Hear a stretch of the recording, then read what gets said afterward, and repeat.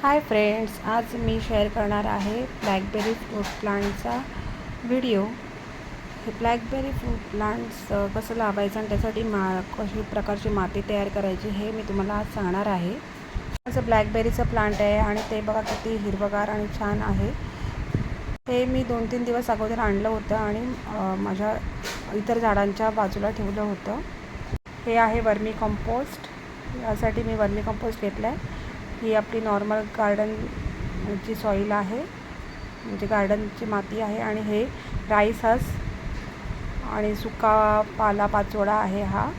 आणि drainage cover करण्यासाठी हे थोडेफार थर्माकोलचे पीस आणि खडे घेतलेले आहेत.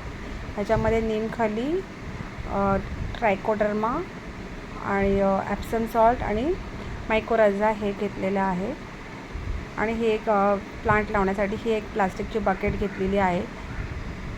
प्लांट बघा एकदम छान, आणि हे वेलासारखं वाढतं म्हणून त्याला एक सपोर्ट द्यावा लागतो. त्यासाठी ही स्टिक दिलेली आहे त्यांनी. ह्या मातीमध्ये आता मी जे सर्व काही खतं घेतली आहेत ते मिक्स करणार आहे. याच्यावर थोडंसंच वर्मी कंपोस्ट घेतलेलं आहे. म्हणजे 2-3 मुठी होतील एवढंच वर्मी कंपोस्ट घेतले, कारण प्लांट पण छोटा आहे आपलं, म्हणून कमीच वर्मी कंपोस्ट घेतलेलं आहे. जास्त घेतलं तर ते जास्त झाल्यामुळे पण प्लांट खराब होऊ शकतं, म्हणून प्लांट छोटा असल्यामुळे थोडंच मी खताचा वापर केलेला आहे यामध्ये. आणि ही सर्व माती मी आता पूर्ण मिक्स करून घेत आहे. फंगीसाईड वगैरे पण टाकायचं, थोडंफार नीमखली टाकायची. फंगीसाईड टाकल्यामुळे फंगस लागण्याचे चान्सेस कमी होतात, म्हणून थोडं फंगीसाईड टाकणं गरजेचं असतं. ही बकेट घेतलेली आहे आणि आता हे ड्रेनेज होल्स केलेले आहेत त्यांना मी कवर करणार आहे.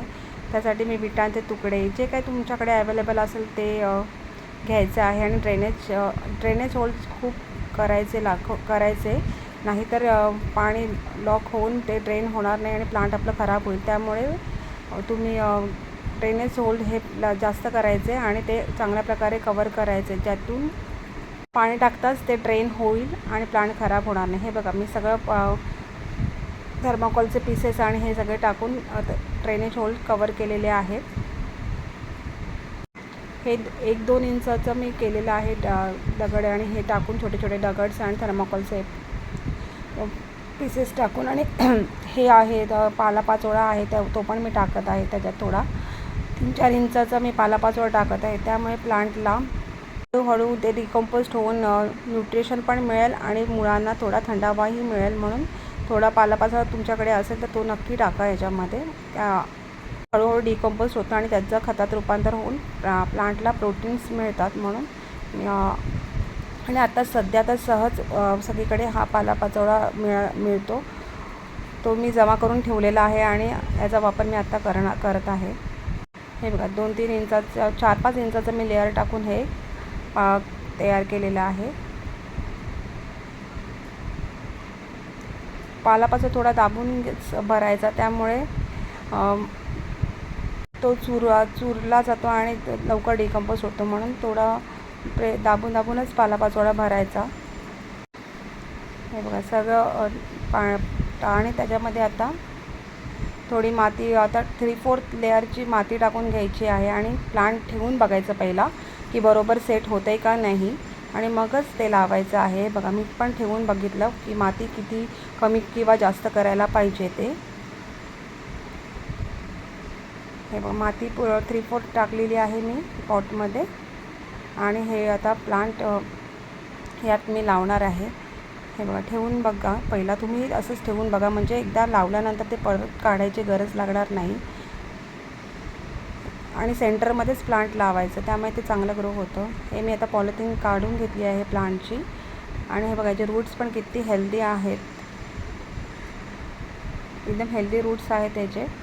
आणि थोडी माती, जास्त मी माती रिमूव्ह करणार नाही, कारण प्लांट ऑलरेडी साध्या मातीतच लागलेला आहे, म्हणजे लाल मातीमध्ये लावलेलं नाही आहे. त्यामुळे थोडंसंच मी माती रिमूव्ह करते त्याची.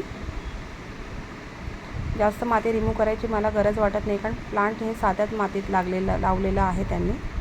हे प्लांट मी माझ्या जवळपासच्या नर्सरीतून घेतलेलं आहे आणि खूप कमी रेटमध्ये मला हे मिळालेलं आहे. आणि हे ब्लॅकबेरी जे फ्रूट्स आहेत ना, सहसा मार्केटमध्ये मिळत नाहीत आपल्याला, म्हणून एखादं प्लांट तुम्हीही लावू शकता. हे बघा, थोडी थोडी माती रिमूव्ह करते, म्हणजे रूट बॉल जास्त डिस्टर्ब करत नाही आहे, कारण गरमी पण आता हळूहळू वाढायला लागणार आहे, त्यामुळे जास्त प्लांटला डिस्टर्ब करायचं नाही. आता मी मधोमध ते प्लांट सेट करून घेते आणि सर्वीकडे माती टाकून ते लावून घेते. प्लांट लावताना ठेवल्यानंतर मी थोडंसं फंगीसाईड आणि ॲप्सम सॉल्ट आणि मायक्रोरायझा घेतला. मायक्रोरायझामुळे ना रूट्स लवकर डेव्हलप होतात, म्हणून थोडंसं मायक्रोरायझा पण मी वरतून टाकत आहे. मातीतही थोडं टाकलं होतं आणि थोडं मी आता ते साईडने पण टाकत आहे. हे बघा, निमखली आणि ट्रायकोडर्मा फंगीसाईड हे पण टाकून घेत आहे. याला काटे असतात या झाडाला, म्हणून थोडं काळजीपूर्वकच लावायचं, की जेणेकरून आपल्याला इजा होणार नाही. सर्व बाजूने मी असं फंगीसाईड आणि हे टाकून घेतलेलं आहे आणि प्लांट आता मी लावून घेतलेला आहे. हे बघा, किती सुंदर प्लांट आहे ना हे. तुम्ही हे एक लावू शकता, कारण ह्याचे फ्रूट्स बाजारात मिळत नाहीत.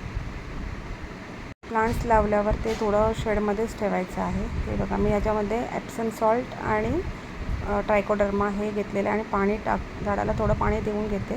हे बघा, पाणी टाकताच किती ड्रेन होत आहे, ते लगेच ड्रेन होत आहे, म्हणजे आपली सॉईल हे एकदम वेल ड्रेन आहे. फर्स्ट टाईम पाणी टाकताना पूर्ण ड्रेन होईपर्यंत पाणी टाकायचं आणि नंतर जेव्हा माती सुकेल तेव्हाच हे पाणी टाकायचं. हे बघा, इथे या बाजूला माझ्या इथे शेड एरिया आहे, तिथे मी हे प्लांट ठेवलेलं आहे. 5 दिवस मी इथे शेडमध्ये ठेवणार. चला तर मग भेटू नेक्स्ट व्हिडिओमध्ये.